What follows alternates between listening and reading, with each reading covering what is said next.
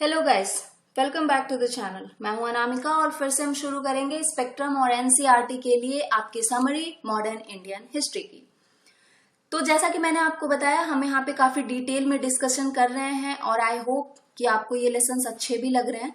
अगर आपको अच्छे लग रहे हैं तो बार बार नहीं बोलूंगी मैं एक ही बात, अगर आपको सच में अच्छे लगते हैं तो आप लाइक कर दो। जो भी आपके डाउट होते हैं आप कमेंट बॉक्स में साइड कर सकते हो। हमारी मेहनत पे अगर आपको लगता है कि we are worth of it तो आप इसे लोगों से भी शेयर कर सकते हो और आप इसे लाइक भी कर सकते हो। और इस चैनल को सब्सक्राइब जरूर कर लो अगर आप अपनी एग्जाम की प्रिपरेशन फ्री में करना चाहते हो। यहाँ पे पायल गुप्ता मैम जो है, लक्ष्मीकांत बहुत अच्छे से पढ़ा रही हैं और बाकी आर्ट एंड कल्चर मैंने भी कंप्लीट किया है। बहुत अदर जो एजुकेटर्स हैं वो भी काफी मेहनत से आपके लिए ज्योग्राफी और साइंस एंड टेक्नोलॉजी का कोर्स लेके आ रहे हैं। तो उनकी मेहनत के लिए कम से कम एक लाइक तो बनता है, बिकॉज यहाँ पे पीपीटी तैयार करो and we sit in a room जहाँ पे हम फैन भी ऑन नहीं कर सकते और रिकॉर्डिंग हमें आपके लिए करनी होती है, या फिर हम आपको जो भी एजुकेटर्स लाइव आके आपको पढ़ाते हैं। अब मैं लाइव क्यों नहीं आती, ये आप लोग 2-3 बार पूछ चुके हो। मैं लाइव इसलिए नहीं आती because I am residing right now in a small village और यहाँ पे इतनी ज्यादा इंटरनेट की स्पीड नहीं है कि मैं आपके लिए लाइव आ सकूं। जब मैं यहाँ से मूव ऑन करूंगी, कोविड को खत्म हो जाने दो, थोड़ी सी सिचुएशन अच्छी हो जाने दो, उसके बाद लाइव भी आके सारी क्लासेस ली जाएंगी। Do not worry about that. बाकी अगर आपको एक्सप्लेनेशन में कोई दिक्कत है तो आप बताओ, रिकॉर्डिंग में कोई प्रॉब्लम है तो आप उसको साइड करो, ठीक है। मैम लाइव नहीं आ रही है बिकॉज प्रॉब्लम है मैम के साथ। ओके, और भी अच्छे से प्रिपेयर करना चाहते हो अपने एग्जाम के लिए तो 13 जुलाई से बैचेस जो हैं वो स्टार्ट हो रहे हैं। इसको इनरोल कर लो, अनअकैडमी प्लस के सब्सक्रिप्शन आप ले लो, ताकि मेंस और इंटरव्यू सारे तरीके से आप बिल्कुल एक सिस्टमैटिक वे में अपनी जो है यूपीएससी की प्रिपरेशन जारी कर सकते हो। चाहे आपको इंस्टीट्यूट ज्वाइन करते तो करते, या फिर घर बैठे आप कहीं से भी अपनी प्रिपरेशन को जारी रख सकते हो। बैचेस की डिटेल्स यहाँ पे आपको मिल जाएंगी। बाइलिंगुअल हिंदी इंग्लिश सब में ये अवेलेबल है। आपको यूज करना है कोड रैंक 10।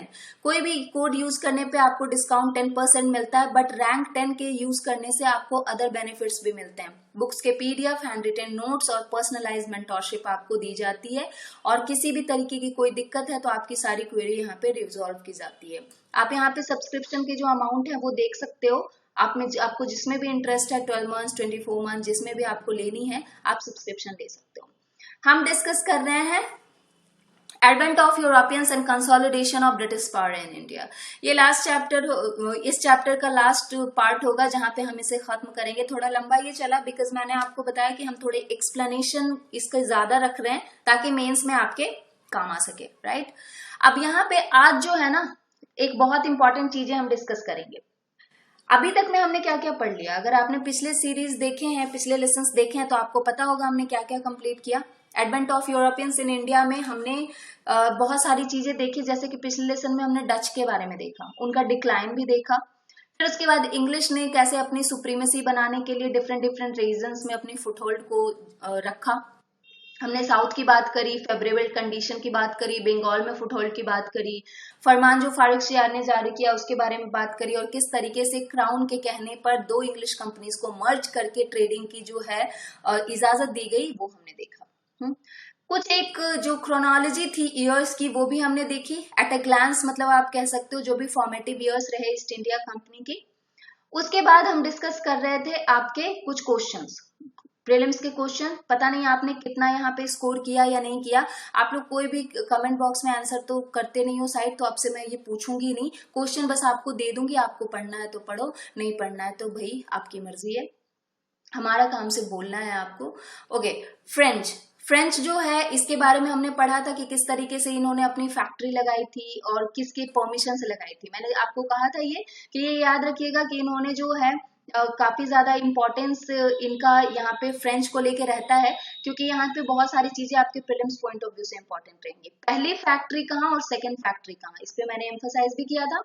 हाँ, और नर्व सेंटर जो था पौंडीचेरी, फ्रेंच पावर का, ये भी हमने डिस्कस करा था। आज हम डिस्कस करने वाले हैं Anglo French struggle for supremacy, Carnatic war जिसे आप कह सकते हो।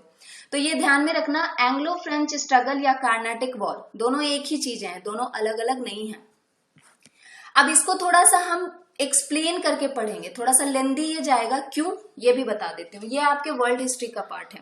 जब वेस्टर्न सिविलाइजेशन की आप बात करते हो ना वर्ल्ड हिस्ट्री में, तो उसके लिए ये इंपॉर्टेंट होगा, क्योंकि बहुत सारी चीजें जो है मैं यहाँ पे वर्ल्ड हिस्ट्री से रिलेटेड भी आपको बताने वाली हूँ, जिसमें सबसे इंपॉर्टेंट होगा ये ऑस्ट्रियन वॉर ऑफ सक्सेशन, जिसे 7 ईयर वॉर का भी नाम दिया जाता है। 1756 से 63 तक चला था।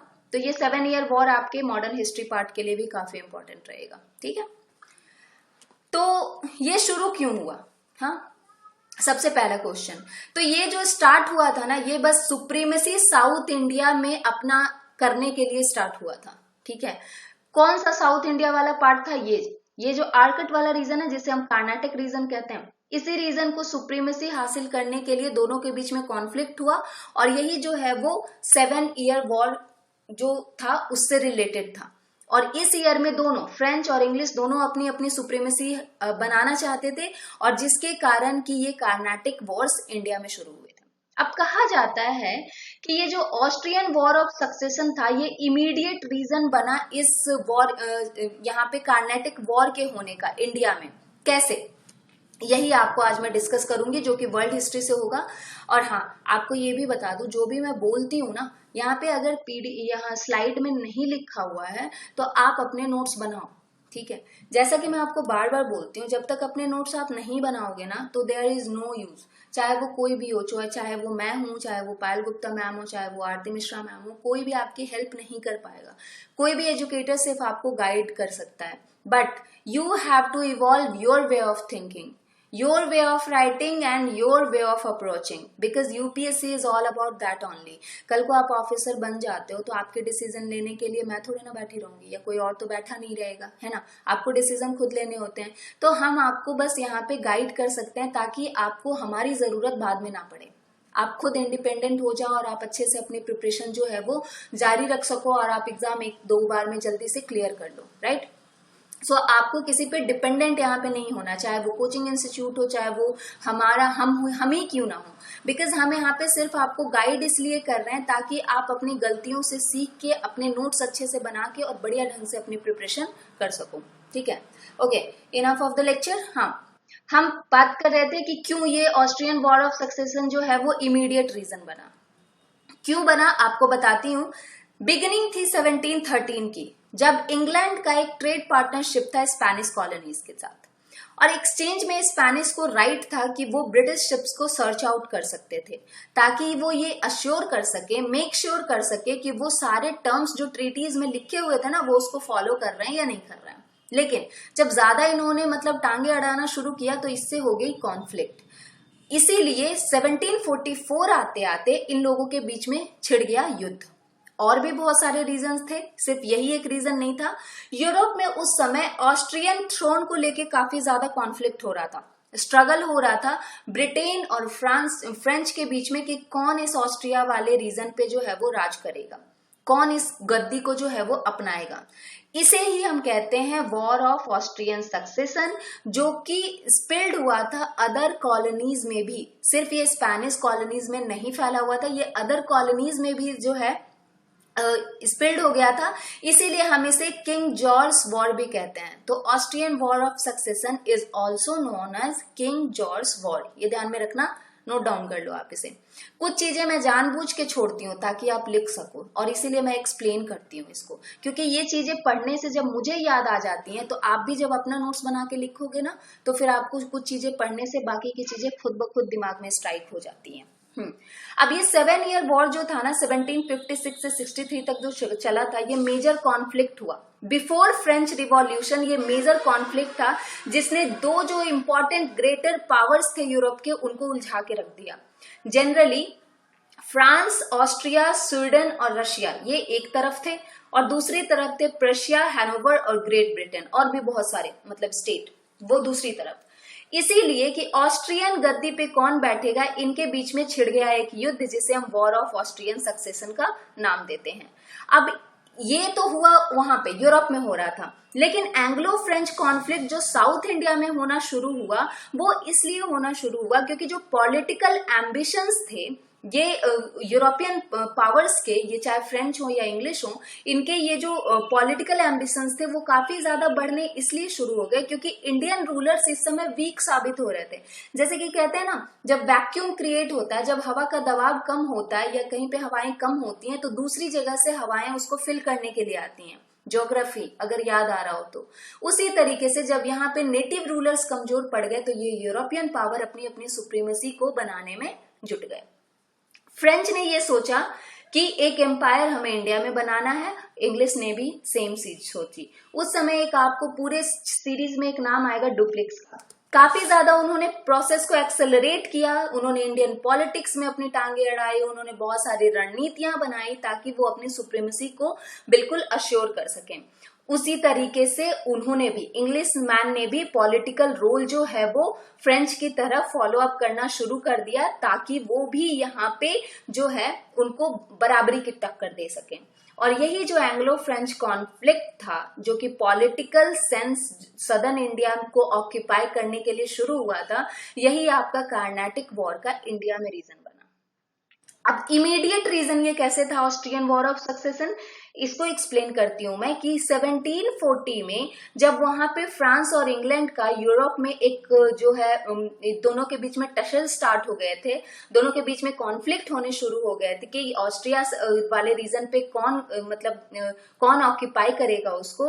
तो ऑस्ट्रियन वॉर ऑफ सक्सेशन जब वहां पे होना शुरू हुआ तो यहाँ पे इंडिया में जो फ्रेंच और इंग्लिश बैठे हुए थे ना, वो भी एक दूसरे को शक की निगाहों से देखने लग गए। फ्रेंच को ये लगने लग गया कि कहीं ये लोग हमें, मतलब हम सोए रहे और अटैक न कर दें आके। उसी तरीके से इंग्लिश मैन ये सोचने लग गए कि कहीं मतलब हम बिल्कुल तैयार ना रहें और ये लोग पीछे से आके हम पे अटैक कर दें।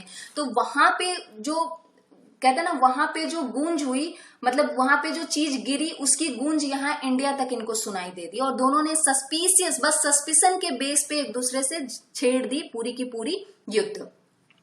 कोरोमंडल कोस्ट जो है डेक्कन का, जो कि इंग्लिश का मतलब रीजन था, मद्रास वाला रीजन था, और जो फ्रेंच का था पौंडीचेरी का रीजन, दोनों एक दूसरे को बिल्कुल एकदम शक की निगाहों से देखने लगे और दोनों ने अपनी अपनी तैयारियां कर ली और दोनों ने एक दूसरे को युद्ध के लिए ललकार दिया। ये कॉन्फ्लिक्ट जो थी एक गोल्डन अपॉर्चुनिटी डुप्लिक्स को नजर आई। उन्होंने ये सोचा कि भाई अब तो हम इनकी आर्मी को डिस्ट्रॉय करके और अपना पूरा का पूरा सुप्रीमेसी यहाँ पे बना लेंगे। इसीलिए उन्होंने जो इंग्लिश फोर्ट था मद्रास का, उसको कैप्चर करने का सोचा। लेकिन दूसरी तरफ इंग्लिश जो है वो तैयार थे इसके लिए कि नहीं भाई आ जाओ, तुम्हें जो करना है करो, लेकिन हम इसको जो है वो मतलब काफी ज्यादा रेजिस्ट करेंगे, हम ये युद्ध किसी भी तरीके से जीत के रहेंगे। लेकिन उस समय क्या था कि जब फर्स्ट कार्नाटिक वॉर शुरू हो चुका था तो डुप्लिक्स ने कैप्चर करना चाहा मद्रास फोर्ट को। मद्रास फोर्ट को जब उन्होंने कैप्चर करना चाहा तो उस समय इंग्लिश जो थे पूरी तरीके से तैयार थे कि हम यहाँ पे पूरी अपनी जान लगा देंगे इस वॉर को जीतने के लिए। और यही आपका एंग्लो फ्रेंच वॉर था या फिर फर्स्ट कार्नाटिक वॉर था, जिसमें डुप्लिक्स ने मद्रास को जीतने के लिए जो है वो अटेम्प्ट किया था। ये ध्यान में रखिएगा कि फर्स्ट कार्नाटिक वॉर में डुप्लिक्स की जो मेन एम था वो था मद्रास रीजन को हासिल करना। और इंग्लिश जो है, जिनका फोर्ट सेंट जॉर्ज था, उस समय उनकी कोई खास स्ट्रेंथ वहां पे हो नहीं रखी थी और यही एक मेन वजह बनी कि जो डुप्लिक्स है उनकी हिम्मत जो है वो काफी ज्यादा बढ़ती गई। अब यहाँ पे एक चीज आती है कि रिजल्ट क्या हुआ इसका। तो फर्स्ट कार्नाटिक वॉर जो है 1748 में एंड हुआ और किस ट्रीटी पे एंड हुआ? Treaty of एक्सले-चैपल। सो इस एक्सले-चैपल जो ट्रीटी थी उसके बाद ये फर्स्ट कार्नाटिक वॉर जो है वो एंड हो गया।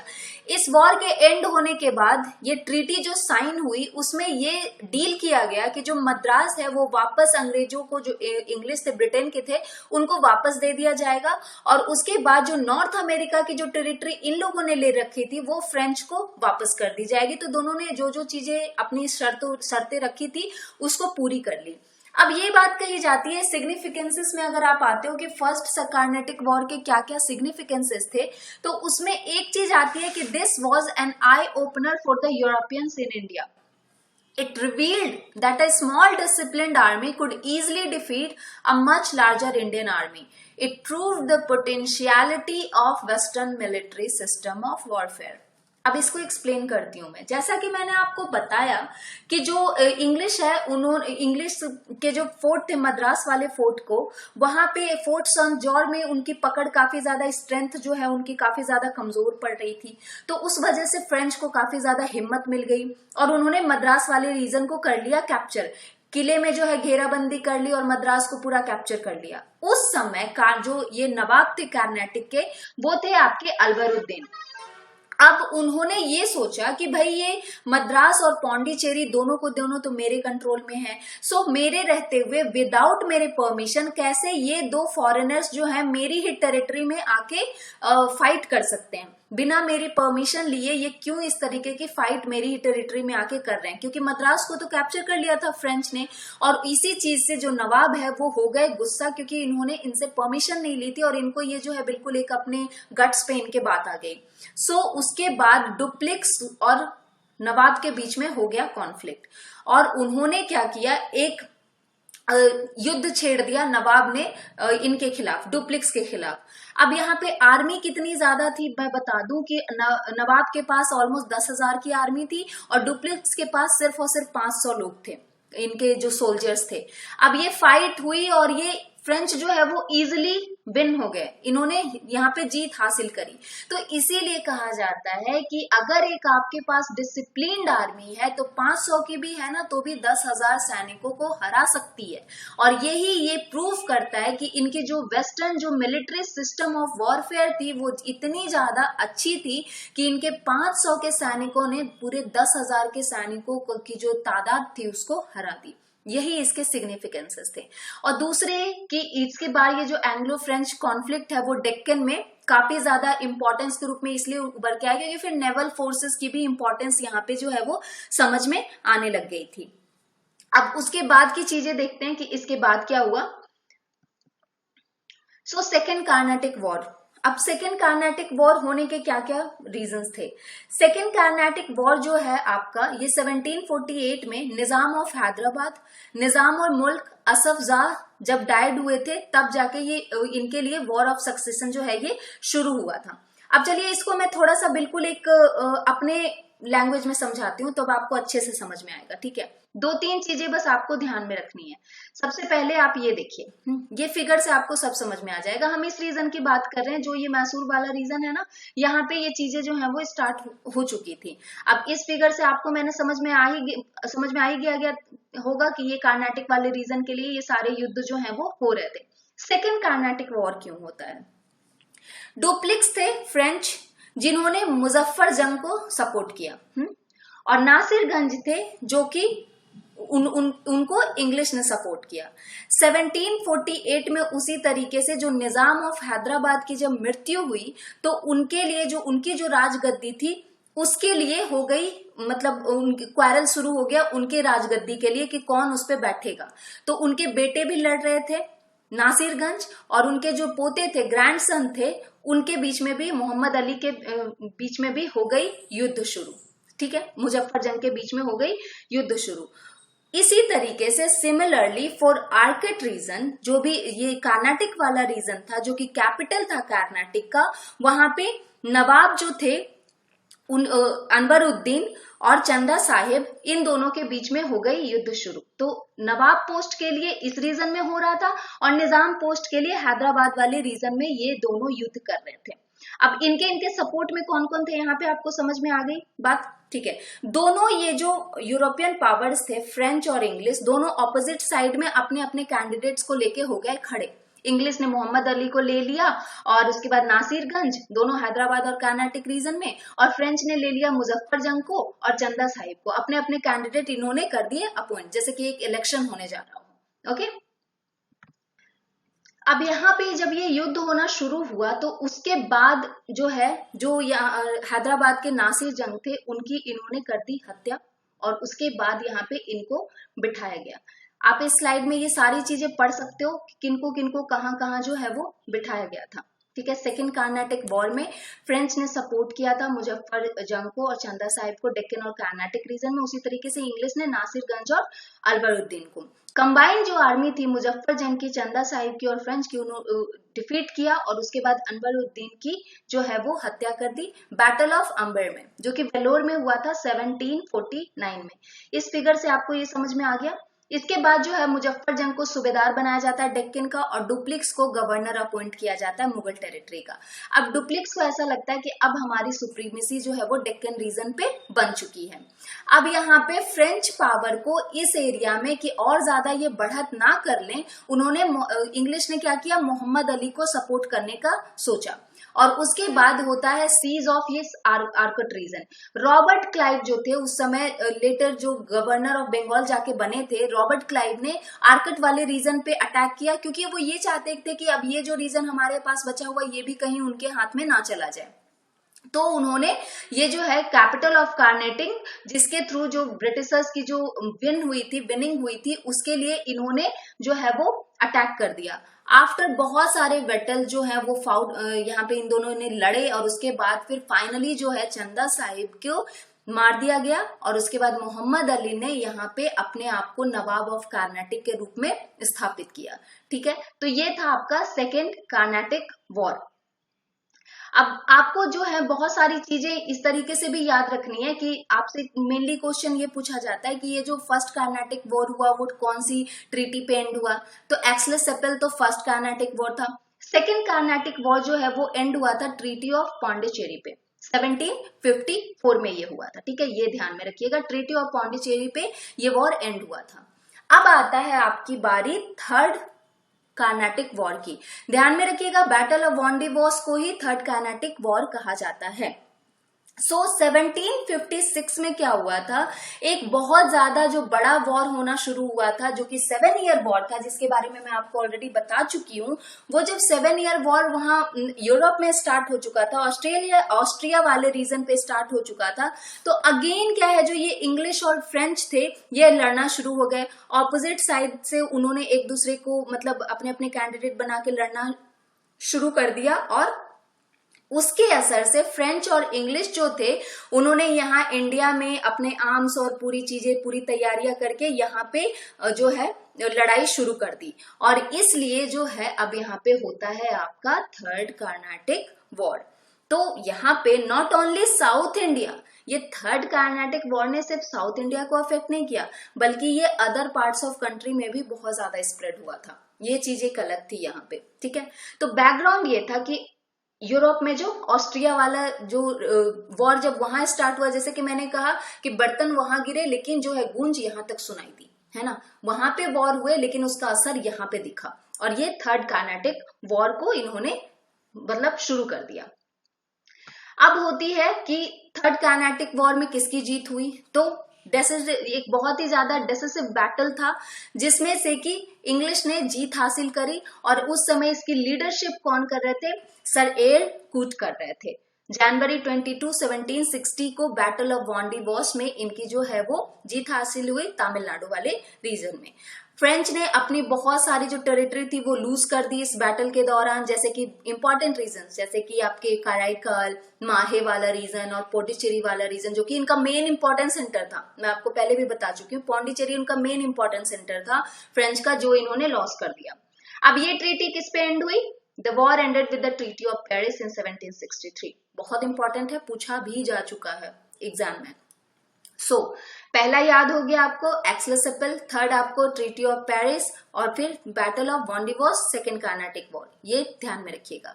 अब इसके दौरान क्या हुआ, इस ट्रीटी में जो कुछ नियम और रूल्स तय किए गए कि चंदानगर और पौंडीचेरी वो जो है वो हम फ्रांस को वापस दे देंगे और उसके बाद वो वहां से अपने जो है उनको फोर्टिफाई करने से मना कर दिया जाएगा। वहां पे कोई वो अपने सैनिक वैनिक कुछ नहीं रखेंगे, सिर्फ वो अपनी ट्रेडिंग एक्टिविटीज अगर वहां पे उनको करनी है पौंडीचेरी से तो सिर्फ ट्रेडिंग एक्टिविटीज करेंगे, बाकी सैनिक वैनिक कुछ भी बिठा के वो वहां पे नहीं रखेंगे। इससे उन्होंने ये ट्रीटी में कहा था।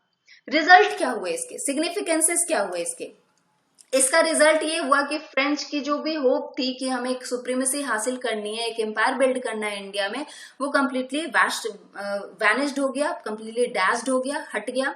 बिल्कुल ही उसकी जड़ से खत्म हो गई उनकी ये जो भी होप थी। उसके बाद ब्रिटिश को एक पैरामाउंट यूरोपियन पावर अपने आप को एस्टैब्लिश करने में इसके दौरान हेल्प मिली। द पाथ वॉज क्लियर, ताकि वो अपनी ब्रिटिश कॉलोनियल रूल जो है यहाँ पे एस्टैब्लिश कर सकें। अब यही मैंने आपको बताया कि ये जो यहाँ पे पैरामाउंट जो इनका यूरोपियन पावर जो ब्रिटेन ने एस्टैब्लिश किया ना, उसके लिए थर्ड कार्नाटिक वॉर बहुत ज्यादा इंपॉर्टेंट था। और इसके साथ साथ एक और चीज हो रही थी, क्योंकि यहाँ पे ब्रिटिशर्स को जो है ना बैटल ऑफ पलासी में विक्ट्री मिल चुकी थी। अब आप मुझे आंसर करके बताएंगे बैटल ऑफ पलासी हुआ किसके बीच में था। मैं बाद में तो डिस्कस करूंगी, लेकिन बहुत ही कॉमन क्वेश्चन है, तो आई होप आपको मालूम होगा। I know no one is going to answer, but कम से कम अपने लिए बुक खोल के जरूर पढ़ लेना, है ना। कब हुआ था ये, या इतना तो याद होगा कब हुआ था, ठीक है। तो ब्रिटिशर्स के लिए ये काफी rich area battle of Plassey से ऑलरेडी खुल चुका था। अब अगर इन्होंने जो है फ्रेंच को हरा दिया था, तो इनकी सुप्रीमेसी को बनने में अब कोई रोक टोक यहाँ पे रह नहीं गई थी। वॉन्डिवॉस का रीजन इनके पास आ गया, बंगाल वाला रीजन इनके पास आ गया, और उसके बाद ईस्ट इंडिया कंपनी जो है वो ऑलरेडी स्थापित हो ही चुकी थी ट्रेड के लिए। तो काफी ज्यादा इसके जो है वो सिग्निफिकेंट रहे। अब रीजन क्या थे फ्रेंच के फेलियर के, अब ये सबसे इंपॉर्टेंट है, इसको ध्यान से समझिएगा, ये क्वेश्चन में भी आता है, ठीक है। तो ये रीजंस जो थे यहाँ पे फ्रेंच के फेल होने के, वो बहुत सारे थे। सबसे पहले तो उनके पास एक ब्रिटिशर्स के पास, अब या तो ये कह लो कि फ्रेंच के फेलियर के क्या रीजन थे, या फिर ये कह लो कि ब्रिटिशर्स के मतलब विनिंग के क्या रीजंस थे, क्या क्या चीजें एड ऑन हुई उनके, क्या क्या चीजें थी, क्या क्या फैक्टर्स थे जिन्होंने एक एडिशन दिया उनकी विनिंग में। सो ये जो ब्रिटिश नेवल पावर था वो काफी ज्यादा सुपीरियर था, उनके सोल्जर्स, उनके रिसोर्सेस ये यूरोप से ये काफी ज्यादा अच्छे तरीके से नेवल हेल्प के द्वारा ला सकते थे। नेवल स्ट्रेंथ जो है उनकी फ्रेंच के कंपैरिजन काफी ज्यादा अच्छी थी। उसके बाद ट्रेड जो है, जो कि ब्रिटिश ईस्ट इंडिया कंपनी यहाँ पे कैरी करती थी, वो मतलब काफी ज्यादा अच्छी थी। फ्रेंच की तो उसके सामने कुछ भी नहीं थी। तो अगर ट्रेडिंग एक्टिविटीज अच्छी है, मतलब कि उनकी इनकम अच्छी है, इनकम अच्छी है तो ही तो आर्म्स एंड एमिनेशन वो इकट्ठे कर सकते हैं, तभी तो वो हथियार ला सकते हैं ना अपने लिए। तो सुपीरियरिटी जो थी ट्रेड के मामले में, वो उनको फाइनेंशियली जो है काफी ज्यादा स्ट्रांग बनाती थी, उनको वॉर के लिए बेटर तरीके से प्रिपेयर रहने के लिए हमेशा सक्षम जो है एक चीज जो वो प्रोवाइड कराती थी। इंग्लिश ईस्ट इंडिया कंपनी जो है एक प्राइवेट एंटरप्राइजेस थी, लेकिन फ्रेंच कंपनी जो है काफी ज्यादा वो कंट्रोल होती थी उनके पर्सनल गवर्नमेंट के द्वारा। अब यहाँ पे क्या है ना, यही मैं आपको थोड़ा सा इसको विस्तार में भी डिस्कस करूंगी कि कैसे कैसे ये चीजें हो रही थी। बैटल ऑफ पलासी जब हुआ था ना, बंगाल वाला रीजन जब इन्होंने किया था, तो इससे काफी ज्यादा रिसोर्सेज जो है ब्रिटिशर्स को बहुत ज्यादा ऑलरेडी मिल चुके थे, और जिसके कारण उनको कार्नाटिक वाले रीजन में जो युद्ध हुआ था कार्नाटिक वॉर में, उसमें हेल्प मिली थी, जो कि यहाँ पे फ्रेंच के पास नहीं था। इंग्लिश के पास जो है, ब्रिटिश के पास काफी ज्यादा इंपॉर्टेंट बेसिस थे, मद्रास, बॉम्बे, कलकत्ता, सब तो उन्हीं के पास था। लेकिन फ्रेंच के पास क्या था, सिर्फ पौंडीचेरी। तो ब्रिटिशर्स ने अपने आप को बंगाल में काफी ज्यादा रिकॉग्नाइज किया, रिसोर्सेस उनके पास काफी ज्यादा थे बैटल ऑफ पलासी के कारण, जो कि थर्ड वॉर कार्नाटिक वॉर लड़ने में उनको हेल्प किया। ये सारी चीजें थी। अब यहाँ पे वीकनेस क्या थी ना, एक चीज कि यहाँ पे जो नेचर ऑफ ऑर्गेनाइजेशन था फ्रेंच कंपनी का, वो इतना अच्छा नहीं था जितना ब्रिटिशर्स का था। मतलब उनको जो गवर्नमेंट स्पॉन्सर्ड एंटरप्राइजेस थे वो किंग के द्वारा सपोर्टेड होते थे, फाइनेंस उनको किंग करते थे, जो कि एक मेजर पार्ट था इनका। नेचुरली जो कंपनी अगर ऑटोनॉमी नहीं रख रही है ट्रेड के मामले में, अगर किसी कंपनी के पास अपना अधिकार नहीं है, अगर वो गवर्नमेंट पे डिपेंड करती है, तो ऑब्वियसली अब ऐसा तो है नहीं ना कि 2 किलोमीटर का डिस्टेंस है, जब तक आप उनसे परमिशन लोगे, फिर परमिशन आएगा, उसके बाद आप ट्रेड करोगे। तो ये चीजें काफी ज्यादा अलग थी, जो कि फ्रेंच नेशन में इतना ज्यादा उनको रिप्रेजेंटेशन नहीं मिल रहा था। लेकिन ये जो मिसफॉर्च्यून होना है या फॉर्च्यून होना है, ये जो कंपनी की क्या चीजें होनी है, उसका क्या मतलब वास्तविकता रहेगी, उसका क्या उद्देश्य रहेगा, क्या लक्ष्य रहेगा, क्या स्थिति रहेगी, ये सारी चीजें इंग्लिश ईस्ट इंडिया कंपनी के साथ नहीं थी। वो पर्सनली रिस्पॉन्सिबल थे डिसीजन लेने के लिए। अगर उनको पता है कि ये डिसीजन लेना है तो वो ले लेंगे, वो किसी परमिशन का इंग्लैंड से इंतजार नहीं करते थे, चाहे वो ट्रेड हो, चाहे वो कॉमर्स हो, चाहे वो इंडस्ट्री हो। और इसी के लिए ये जो फॉर्च्यून और मिसफॉर्च्यून जो कि गाइडेड नहीं था फ्रेंच कंपनी के लिए, उनकी गवर्नमेंट के द्वारा उनको सपोर्ट नहीं मिला हुआ था, लेकिन इंग्लिश की कंपनी के साथ सपोर्ट मिला हुआ था, ये एक मेजर चीज बनी इनके लिए, ठीक है। अब ब्रिटिश गवर्नमेंट जो है इंटरफेयर ज्यादा नहीं करती थी कंपनी के अफेयर में, जैसे है ना आपके कितने शेयर होल्डर हैं, क्या इंटरेस्ट आता है आपका, क्या चीजें, क्या डिसीजन लेना है या नहीं लेना, हर चीज में मतलब टांग नहीं अड़ाती थी ब्रिटिश गवर्नमेंट। लेकिन फ्रेंच के साथ ऐसा नहीं था, उनके साथ जो है काफी ज्यादा उनको एक एक चीज का जो है वो ब्यौरा देना पड़ता था, और जब तक वो ब्यौरा देते थे तब तक इनकी ट्रेड कहां से कहां चली जाती थी। सीट ऑफ पावर कह सकते हो कि जो फ्रेंच स्ट्रेंथ है वो काफी ज्यादा मतलब इक्वल नहीं थी, लेकिन इंग्लिश के पास उनकी काफी ज्यादा जो है, जैसे मद्रास, कलकत्ता, बॉम्बे जब मैंने बताया, ये सारे तो इन्हीं के पास थे, और फ्रेंच के पास क्या था, बस एक ही चीज तो थी, और वो था पौंडीचेरी। इंग्लिश नेवी काफी ज्यादा सुपीरियर थी फ्रेंच नेवी से, जिसने उनके मतलब सी लिंक के द्वारा ना वो सारी चीजें, अपने आर्म्स मंगवा सकते थे, अपने सैनिक मंगवा सकते थे, और जो भी चीजें उनको जरूरत है वो सी रूट के द्वारा जो है वो आराम से मंगवा सकते थे। लेकिन फ्रेंच के साथ ऐसा नहीं था। दूसरी चीज है कि इंग्लिश के पास जो है वही सबऑर्डिनेटेड थे उनके कमर्शियल इंटरेस्ट और जो भी एम्बिशन थे उनके, लेकिन ब्रिटिशर्स के पास ऐसा नहीं था। ब्रिटिशर्स को पूरी परमिशन थी कि आपको जो भी डिसीजन लेना है कॉमर्स के मामले में, ट्रेड के मामले में, वो आप ले सकते हो। पॉलिसी जो थी मतलब इनकी वो काफी ज्यादा अच्छी थी ब्रिटिशर्स की, रादर देन ये जो फ्रेंच थे वो काफी ज्यादा सबऑर्डिनेट थे अपनी गवर्नमेंट के अंदर में। उसके बाद जो चीजें थी कि एंथुजियाज्म और एंटरप्राइजेस की काफी ज्यादा लैकिंग थी इन फ्रेंच के अंदर। ये मतलब ये नहीं सोचते थे कि मतलब क्या करना है या क्या नहीं करना है, वो ज्यादा इस चीज में उलझे हुए रहते थे कि मर्चेंट्स जो हैं या फिर यहाँ पे इंडस्ट्रियल रिवॉल्यूशन जो हो रहा है उसमें वो काफी ज्यादा नहीं रहते थे एक्टिव। लेकिन जो इंडस्ट्रियल रिवॉल्यूशन उस समय इंग्लैंड में हो रहा था, 18th सेंचुरी में हो रहा था, उसमें वहां के लोगों में बहुत ज्यादा उत्साह था। वो ये चाहते थे कि जो भी इंग्लिश मर्चेंट्स थे वो ये चाहते थे कि हमें कहीं से बस रॉ मटेरियल मिल जाए, और रॉ मटेरियल के लिए उनको इंडिया मिल चुका था। तो उन्होंने इस उत्साह को अपना बनाए रखा, और उसके बाद उन्होंने काफी ज्यादा जो इंडियन मार्केट है उसको एक्सप्लॉइट भी किया, नो डाउट, लेकिन रॉ मटेरियल वो यहाँ से जल्दी से ले जाते थे और अपनी फिनिश्ड गुड को जो है बना के और उसके बाद यहीं पे बेच देते थे। तो उनको जो है वो डबल प्रॉफिट हो रहा था, वो काफी ज्यादा एंथुजियास्टिक थे। एंथुजियाज्म एक बहुत इंपॉर्टेंट चीज होती है जो आपके सक्सेस में हेल्पफुल होती है, लेकिन फ्रेंच में ऐसा नहीं था। और उसके बाद उनके पास जो क्या ना, सबसे ज्यादा लैक ऑफ फाइनेंशियल सपोर्ट, इनके पास फाइनेंशियल सपोर्ट भी नहीं था। क्यों नहीं था?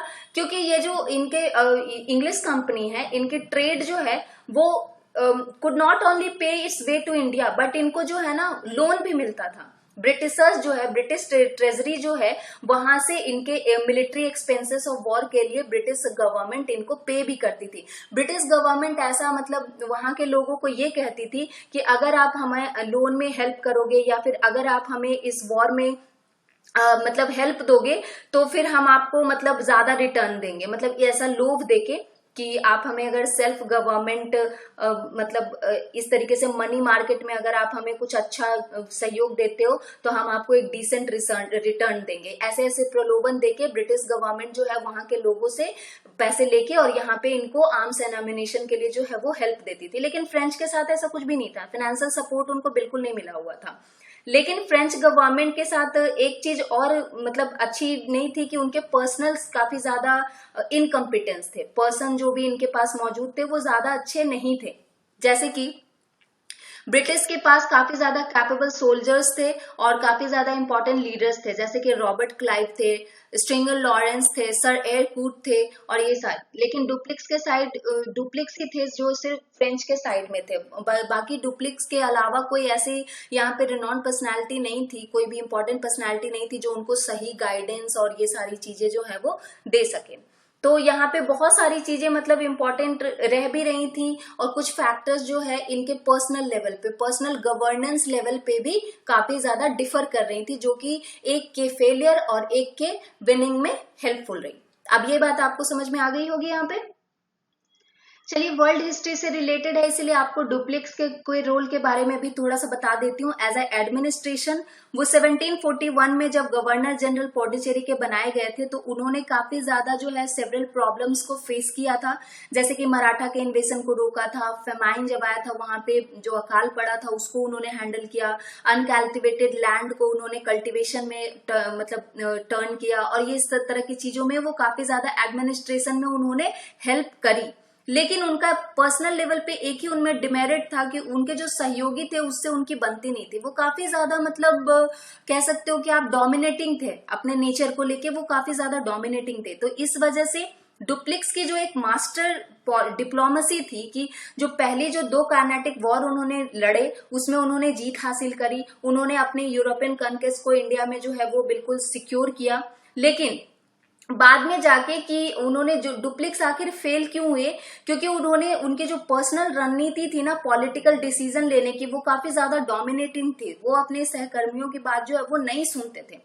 और उसके बाद जब ये थर्ड कार्नेटिक वॉर में इनकी जो हार हुई थी, उसके बाद डुप्लिक्स को जो है वो वापस बुला लिया गया था वहां पे। और ये भी एक फ्रेंच गवर्नमेंट की एक मतलब कह सकते हो कि स्ट्रॉन्ग स्टेप इनके लिए साबित हुआ, क्योंकि उसके बाद जो है इनका पूरी तरीके से इनकी जो पकड़ है यहाँ पे वो खत्म हो चुकी थी। और इसीलिए डुप्लिक्स जो है वो फेल भी हुए थे इंडिया में। डुप्लिक्स ने काफी ज्यादा जो टेम्परमेंट के चक्कर में अपना बहुत सारी चीजें उन्होंने गंवाई, फिर क्रिटिकल सिचुएशन को वो अच्छे से एडवांटेजियस नहीं बना सकते थे। और उसके बाद उनके पास मैन ऑफ एक्शन नहीं था, मतलब कोई प्लान नहीं था, कोई कैंपेन नहीं था, कोई इनके पास और अदर ल्यूटेंट्स नहीं थे, जैसे कि इनके पास थे ना सर एयरकूट थे या रॉबर्ट क्लाइव थे और ये सारे लोग थे, लेकिन इनके पास ऐसा कुछ भी नहीं था। सो ये सारे भी वजह बने कि जो डुप्लिक्स की मास्टर ऑफ डिप्लोमेसी है वो भी फेल साबित हुई। और उसके बाद इनका जो है यहाँ पे मतलब पकड़ जो है फ्रेंच का वो काफी ज्यादा कमजोर पड़ चुका था। डुप्लिक्स ने बहुत सारी जो है इंटरनल पॉलिटिक्स में भी अपनी टांग अड़ानी शुरू कर दी थी इंडियन रूलर्स के साथ। जैसे कि मैंने बताया मुजफ्फर जंग को उन्होंने सपोर्ट किया था हैदराबाद में, और चंदा साहिब को कार्नाटिक वाले रीजन के लिए जब वॉर हो रहा था तो एज अ कैंडिडेट उन्होंने सपोर्ट किया था, जो कि एक सक्सेसफुल स्टेप भी रहा था। लेकिन ओरिजिनेटर वो थे एक सब्सिडरी अलायंस का। आप कह सकते हो कि अगर कोई पूछा जाए कि ओरिजिनेटर कौन थे सब्सिडरी अलायंस का इंडिया में, तो वो डुप्लिक्स ही थे। उन्होंने फ्रेंच आर्मी को हैदराबाद में मतलब एक प्लेस किया ताकि वो सूबेदार के पोस्ट पे एक्सपेंसेस अपनी जो है वो कम से कम ले सके। ठीक है, अब ये सी चीजें आप देख सकते हो, ये फिगर से आपको पता चलेगा कि यूरोपियन ट्रेडिंग सेंटर जो इंडिया में थे वो कहाँ कहाँ थे। आप ये थोड़ा सा इसको आप जूम करके देखना या फिर आप गूगल करना, ये सारी चीजें आपको पता चलेंगी कहाँ पे पुलिकट और ये सारी चीजें PDEF। ठीक है, ध्यान में रखिएगा। क्वेश्चन आपको इस तरीके से पूछे जा सकते हैं। First Carnatic war was a result of conflict between the 2 major powers of Europe, जो कि इंग्लिश और फ्रेंच थे। इसको एलैबोरेट कीजिए। ऑल्सो डिस्कस कीजिए क्या क्या कॉन्सिक्वेंसेस हुए इस फर्स्ट कार्नेटिक वॉर के। Although many European powers aspired to establish their supremacy in India, only the British succeeded among them. Examine.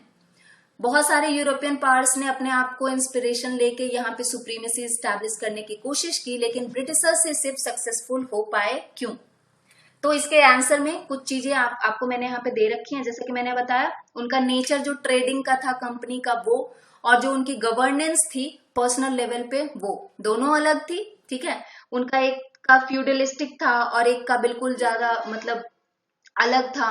ठीक है, नेवल सुपीरियरिटी थी ब्रिटिशर्स के पास। इंडस्ट्रियल रिवॉल्यूशन हो रहा था जैसा कि मैंने बताया, तो वो काफी ज्यादा एंथुजियास्टिक थे ब्रिटेन के लोग। मिलिट्री स्किल थे उनके पास, डिसिप्लिन था उनके पास, स्टेबल गवर्नमेंट था, ज्यादा टांग नहीं अड़ाता था क्या कर रहे हो क्या नहीं कर रहे हो, पर्सनल डिसीजन लेने के लिए उनको पूरी आ जाती थी।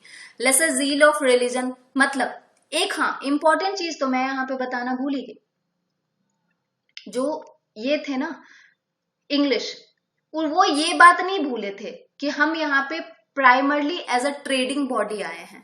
उन्होंने अपने कमर्शियल इंटरेस्ट को कभी भी नकारा नहीं। लेकिन फ्रेंच क्या है ना, सिर्फ अपनी सुप्रीमेसी सुप्रीमेसी सुप्रीमेसी करते रह गए। लेकिन इंग्लिश जो है वो लड़ते भी थे, सुप्रीमेसी भी हासिल करना चाहते थे, लेकिन वो ये बात कभी नहीं भूलते थे। उनका जो मेन लक्ष्य था कि आखिर हम यहाँ आए क्यों थे, हम यहाँ आए थे एज अ ट्रेडिंग बॉडी। उस चीज को उन्होंने कभी नहीं भूला, अपने ट्रेड को उन्होंने बनाए रखा, उसको मेंटेन रखा, और इसीलिए उनके पास पैसे होते थे और इसीलिए उनको कार्नाटिक वॉर को लड़ने में भी मदद मिली थी। क्योंकि अगर पैसे ही नहीं रहेंगे तो वॉर कैसे लड़ोगे, है ना। तो ये भी एक इंपॉर्टेंट फैक्टर था।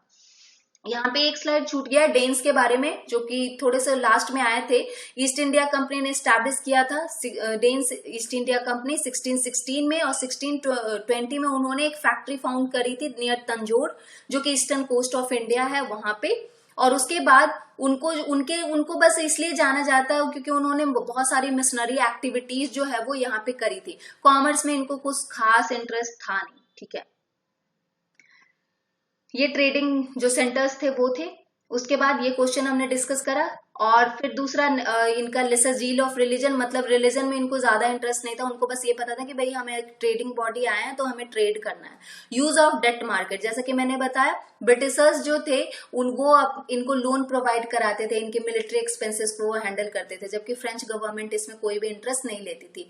ब्रिटिश गवर्नमेंट अपने लोगों को कहती थी कि आप हमें इन्वेस्ट करो, हमें मतलब पैसे दो ताकि हम आपको बेटर इंटरेस्ट देंगे बाद में, तो प्रलोभन देके वो वहां से अपने लोगों से पैसे लेके इनके मिलिट्री एक्सपेंसेस में देते थे। लेकिन फ्रेंच के साथ तो कोई भी उनकी गवर्नमेंट ही सपोर्ट में नहीं थी। एक और क्वेश्चन कि how did the third Carnatic war affect the political fortunes of French in India. Third Carnatic war होने के बाद किस तरीके से जो फ्रेंच की जो फॉर्चुनिटी थी, पॉलिटिकल फॉर्चुनिटी, वो इंडिया में पूरी की पूरी ध्वस्त हो गई, अफेक्टेड हो गई, और क्या क्या रीजंस थे इनके फेलियर के जो कि वो इंग्लिश कंपनी से स्ट्रगल नहीं कर पाए, क्या क्या वजह रही इनकी। जो सेम क्वेश्चन मैंने बताया जैसा कि आप ये सारी चीजें एक्सप्लेन कर सकते हो। Which one of the following statement is not correct? क्या करेक्ट नहीं है? Portuguese captured Goa in 1499. English opened their first factory in South India at Masulipatam. French factory establish की गई थी सूरत में 1668 में, और उसके बाद leadership of Dupleix French occupied Madras in 1746। कौन सा आंसर सही है बिल्कुल देखिएगा। मैं बता दूं 1510 था ये टाइम पीरियड, 1499 तो नहीं था बिल्कुल भी। या here you go. Eastern side में इंग्लिश इंडिया कंपनी ने अपनी फर्स्ट फैक्ट्री जो है ओडिशा में लाई थी 1633 में। बाकी तो यहाँ पे दे ही रखा है कि कहाँ कहाँ पे क्या था, है ना। फ्रेंच फैक्ट्री पहली जो स्टैब्लिश की गई थी सूरत में, और मद्रास में इन्होंने 1746 में, और ईस्टर्न साइड में इन्होंने जो है वो उड़ीसा में कैप्चर करी थी 1633 में, अगर पूछ दे तो। Which one of the following was the immediate cause of first Carnatic war. बता दिया बिल्कुल अच्छे तरीके से मैंने, अब तो इसका आंसर आपको मालूम चल ही गया होगा। ऑस्ट्रियन वॉर ऑफ सक्सेशन जो था, 7 ईयर वॉर जिसे कहते हैं। Consider the following statement. In first Carnatic war ended in compromise with treaty of Aix la Chapelle. Second में डिफीट किया था डुप्लिक्स ने क्लाइव को। थर्ड जो हुआ था उसे बैटल ऑफ वॉन्डिवोस भी कहते हैं। सही है, बिल्कुल सही है, तीनों के तीनों स्टेटमेंट बिल्कुल करेक्ट हैं। चलिए, तो ये क्वेश्चन थे जो यहाँ पे आपको हैंडल करने थे। अब एक समरी आपको दे देती हूँ, ठीक है। देखिएगा कि ज्यादा मतलब इसको आप एक बार फिर से लेसन को रिकॉल कर लीजिए ताकि आपको याद भी रहेगा। कैसे जो है सी रूट के द्वारा पुर्तगाली यहाँ पे आए इंडिया में, उसके बाद क्या क्या फैक्टर बना उनके डिक्लाइन का, फिर उसके बाद डच ने क्या क्या इस्टेब्लिश करा खुद को, कौन कौन से पुर्तगाली गवर्नर्स यहाँ पे अपॉइंट किए गए थे, फिर उसके बाद इंग्लिश ने किस तरीके से अपनी सेटलमेंट करी, फर्क्सियर का फरमान क्या था, फ्रेंच किस तरीके से आए उन्होंने सेटलमेंट करी, फिर इंग्लिश और फ्रेंच के बीच में राइवलरी कैसे स्टार्ट हुई, उसके कॉजेस क्या थे, first second third Carnatic war हमने डिस्कस किया, क्या क्या रीजंस थे, क्या क्या कॉजेस थे फ्रेंच फेलियर के, ये सारी चीजें हमने डिस्कस कर ली। और यहाँ पे ये जो British power consolidation in India है वो होता है खत्म। अगले लेसन को हम डिस्कस करेंगे टुमारो, और stay tuned, and if you liking the lesson hit the like button and study well. It's Anamika signing off. Take care guys. Bye bye.